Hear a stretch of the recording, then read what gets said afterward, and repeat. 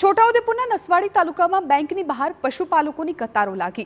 દૂધ મંડળીમાં દૂધ જમા કરાવ્યા બાદ પશુપાલકોની દૂધની રકમ દર 10 દિવસે બેંકમાં જમા થાય છે, જેના કારણે પોતાની રકમ લેવા માટે દર અઠવાડિયે પશુપાલકો બેંકનો ધક્કો ખાવો પડે છે। ખેતી અને પશુપાલનનું કામ મૂકીને પશુપાલકોએ બેંકની લાઇનમાં ઊભું રહેવું પડે છે। અગાઉ જે તે દૂધ મંડળીના મંત્રી અને પ્રમુખને રૂપિયા આપવામાં આવતા, પરંતુ હવે નિયમ બદલાતા દરેક પશુપાલકના બેંક ખાતામાં જ રૂપિયા જમા થાય છે। પશુપાલકોની માંગણી છે કે જૂની व्यवस्था फरी करवामां आवे।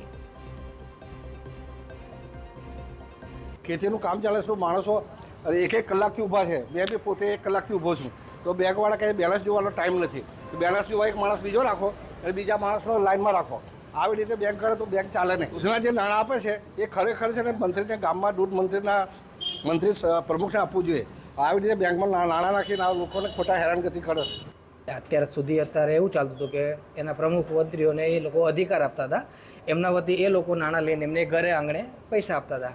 પણ અત્યારે જરા બેંકના નિયમ પ્રમાણે હવે સભાસદો જાતે લેવા આવે છે। ના, કાઉન્ટર તો નિયમ પ્રમાણે છે, પણ અત્યારે શું છે કે આ થોડા સમય પૂરતું છે કે આ ખાતા ખોલવાવાળું છે, થોડો સમય ચાલવાનો, ત્યાં સુધી આ ટ્રાફિક રહેવાનો છે। લગભગ આ 15-20 દિવસ સુધી